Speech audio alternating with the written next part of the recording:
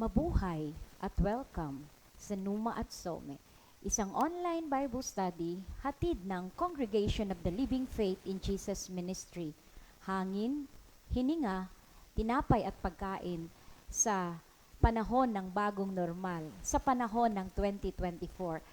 Halika, samahan niyo po ako, tayo po ay manalangin. Pinupuri ka namin, aming Amang nasa langit. Pinasasalamatan, dinadakila, karapat-dapat ka ng papuri, karapat-dapat ka ng pasasalamat.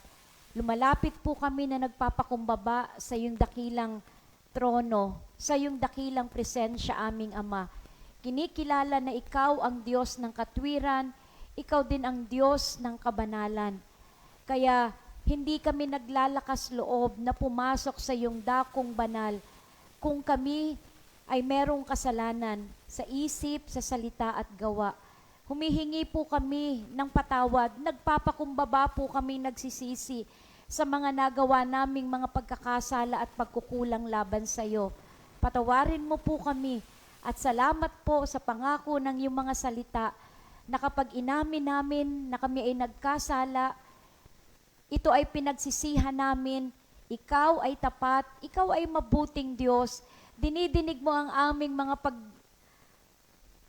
pag-iyak sa iyo, ang aming pagsusumamo sa iyo.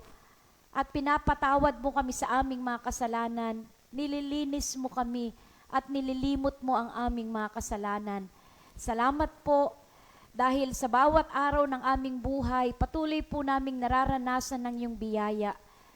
Salamat po kahit sa ganitong panahon na napakainit, iniingatan mo kami, Panginoon. Salamat sa kalusugan ng aming mga katawan, kaayusan ng aming pag-iisip. Salamat din sa pananampalataya na ibinibigay mo sa amin sa pamamagitan ng pag-aaral ng iyong mga salita.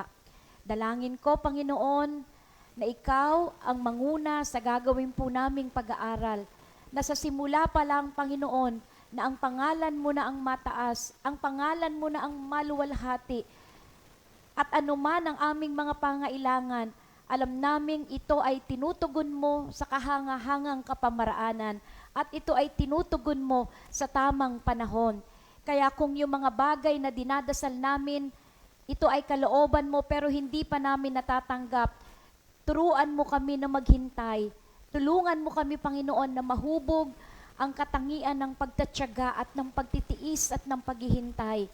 At kung ito naman, ang mga bagay na hinihingi namin ay hindi nakalulugod sa iyo, tulungan mo kami na hindi namin igiit ang mga bagay na gusto namin, kundi kagaya ni Jesus, kami ay matutong magpasakop sa kalooban mo sa aming mga buhay.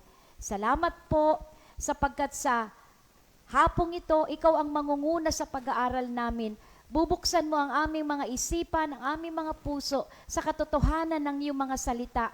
Ikaw, Espiritu Santo, ang kikilos at dahil ang salita mo ay makapangyarihan, magkabila ay matalas, dalangin namin na ito ay tumagos sa aming puso, sa aming isipan.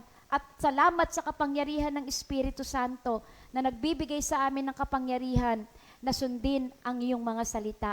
Salamat po sapagkat ikaw ay kumikilos at hayaan mo habang ang salita mo ay pinag-aaralan namin, anuman ang karamdaman ng bawat isa sa amin, hipuin mo mula ulo hanggang talampakan at dumaloy ang kapangyarihan mo sa mga taong nangangailangan ng kagalingan, sa mga taong nalulumbay, sa mga taong natatakot, sa mga taong pinanghihinaan ng loob, sa mga taong nabubuhay sa kasalanan.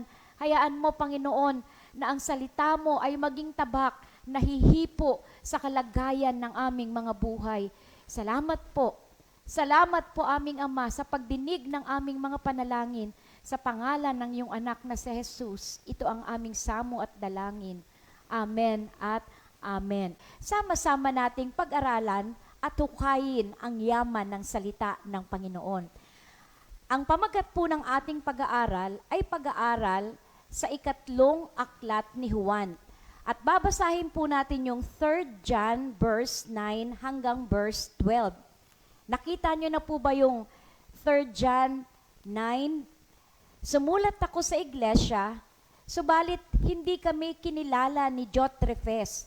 Ang hangad niya'y siya ang kilalaning pinuno. Kaya't pagpunta ko dyan, ang nagsasalita po dito ay ang sumulat at walang iba kundi ang disipulo na pinakamamahal ng ating Panginoon, si John de Velabed. At ang sabi niya ay ganito, uungkatin ko ang lahat ng ginawa niya at ang mga kasinungalingang sinabi niya laban sa amin. Kapag merong isang problema, ang problema po ay hindi inilalagay sa ilalim ng kama o tinatakpan. Ang problema po ay hinaharap. Kagaya po ni Apostol Pablo, kahit na matanda na siya nung sinulat niyang aklat na ito, merong problema doon sa simbahan at gusto niyang bigyan ng solusyon yung problema sa loob ng simbahan. Kaya ang sabi niya, maghintay ka lang, Diotrephes, dahil pagpunta ko dyan, iisa-isahin ko yung mga ginagawa mo na hindi tama. Kasi yung mga bagay na ginagawa mo sa loob ng simbahan na hindi tama, unang-una, ito ay hindi kalooban ng Diyos at dahil dito hindi nalulugod ang Panginoon. Ito ay nakakaapekto sa buhay ng loob ng simbahan at maraming mga mananampalataya ang naaapektuhan. Kaya ang sabi niya, lahat ng ginawa mo at mga kasinungalingan na pinagsasabi mo laban sa amin. So si Diotrephes, nasa loob siya ng simbahan. Pero hindi siya nagpapasakop. At yung mga leader na itinalaga ng Panginoon sa loob ng simbahan, sinisiraan niya pa. Nagsasalita siya ng mga bagay na hindi tama. At hindi pa siya nasiyahan doon.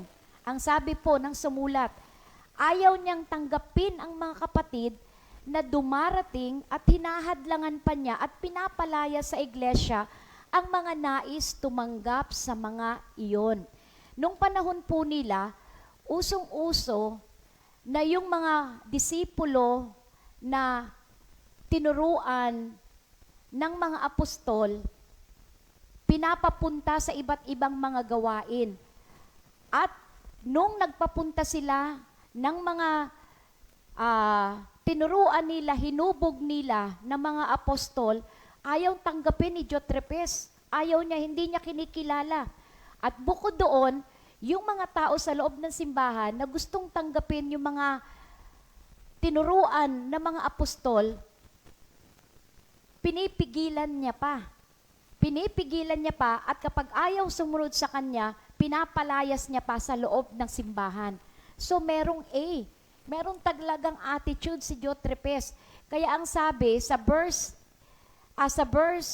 11, minamahal, huwag mong tularan ang masama. Kaya meron tayong halimbawa ng kabutihan nakita natin sa buhay ni Gayo. Meron din tayong halimbawa ng kasamaan sa loob ng iglesia kagaya ni Diotrephes. Pero ang sabi ni Apostol, huwag mong tularan ang masama. Sa halip, tularan mo ang mabuti sapagkat ang gumagawa ng mabuti ay sa Diyos at ang gumagawa ng masama ay hindi pa nakakita sa Diyos. Parang sinasabi ni Apostol Juan na yung gumagawa ng masama, kahit nasa loob pa sila ng simbahan, maaaring sila ay nasa loob ng simbahan, pero wala silang personal na pagkakilala kay Jesus bilang Panginoon at sariling tagapagligtas. Maaring nasa loob ng simbahan, pero hindi ganap ang pagsuko ng kanyang buhay. Hindi yung lahat ng bahagi ng iyong buhay ay isinuko mo na sa Panginoon. Kasi ang tunay na pagsuko, hindi lang yung isang bahagi ng buhay mo. Dapat kung merong 100 kwarto sa iyong buhay, yung lahat ng 100 kwarto ay isinuko mo na sa Panginoon. Mabuti ang sinasabi ng lahat ng tao tungkol kay Demetrio. At iyan din ang patotoo ng katotohanan tungkol sa kanya. Iyan din ang aming patotoo at alam mong totoo ang sinasabi namin.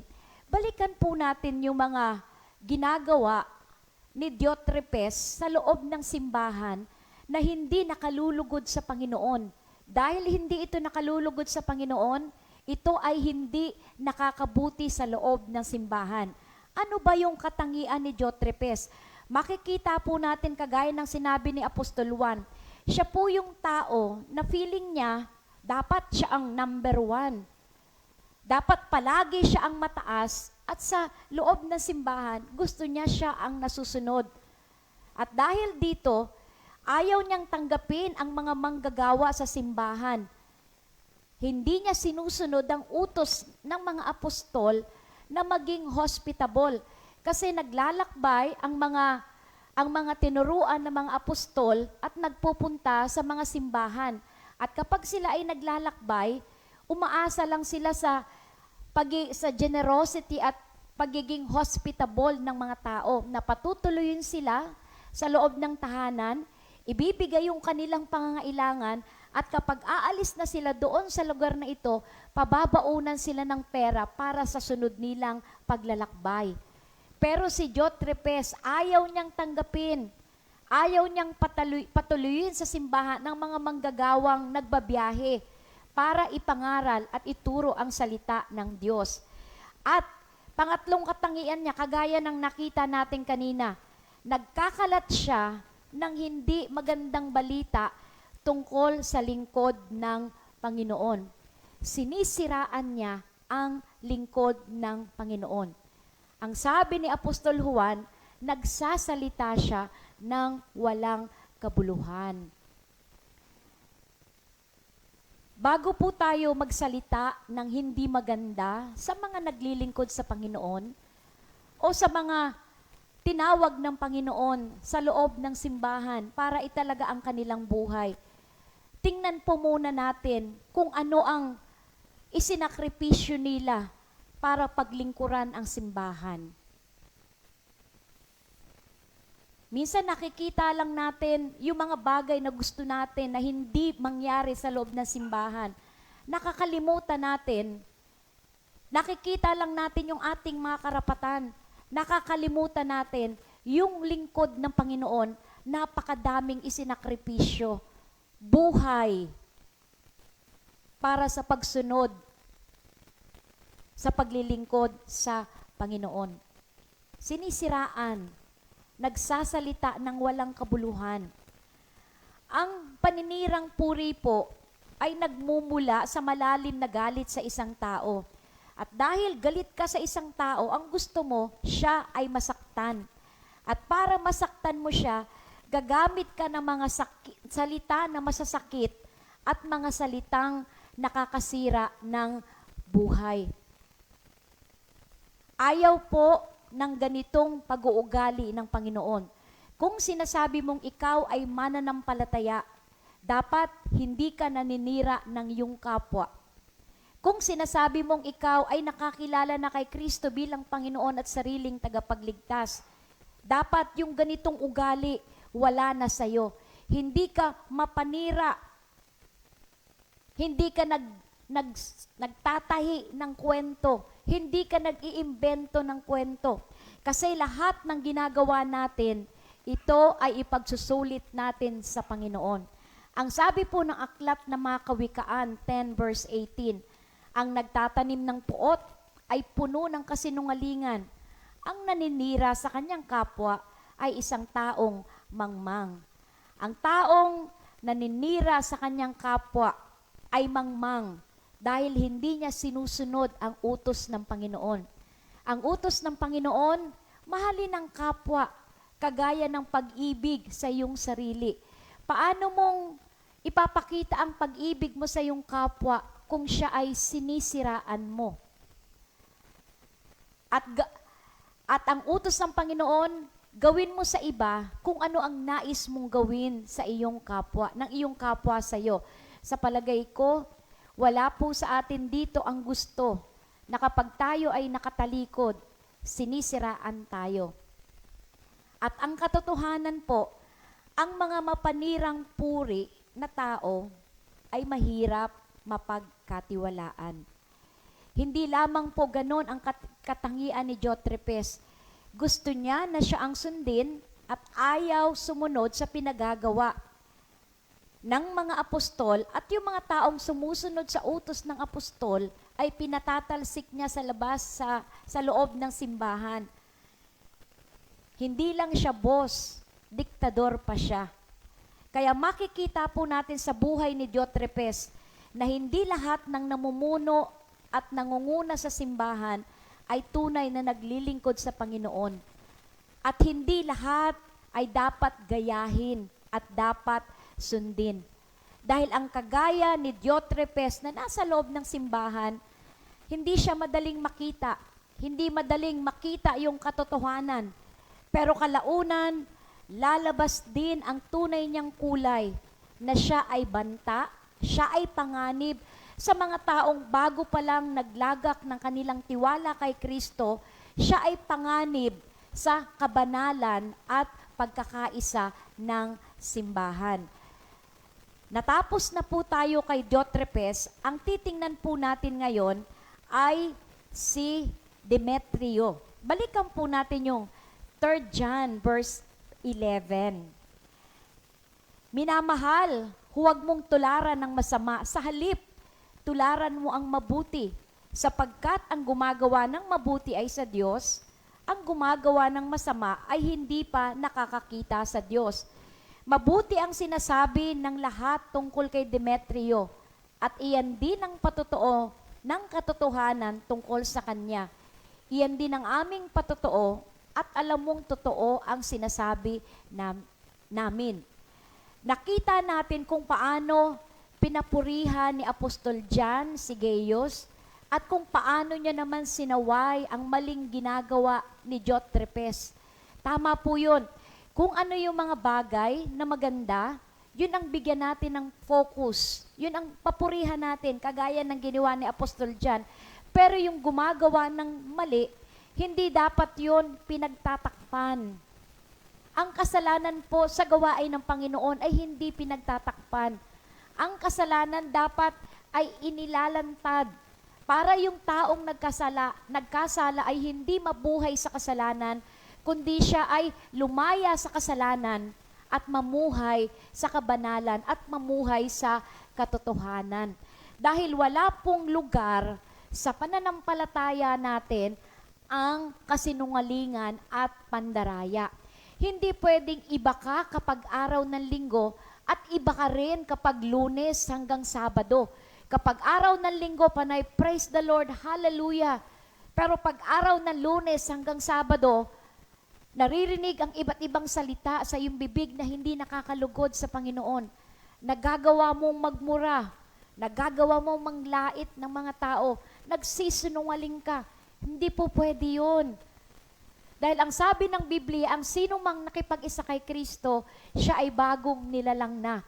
Kaya, nung isinuko mo ang iyong buhay kay Kristo, ikaw ay naging bagong nilalang. Yung nakaraan mo na buhay na punong-puno ng kasinungalingan, ng pandaraya at walang katotohanan, yon ay nakaraan na. Ang nais ng Panginoon, dahil ikaw ay nagsuko ng iyong buhay sa Kanya, mamuhay ka na ngayon sa katotohanan. Mamuhay ka na sa katotohanan. Wala nang lugar ang kadiliman sa iyong buhay dahil ikaw ay inalis na ng Panginoon sa dilim, nilagay ka na niya ngayon sa kaliwanagan. Wala nang lugar ang kasalanan kasi ang nais ng Panginoon maging banal tayo. Kaya yung mga gumagawa ng mali, sinasaway, itinutuwid.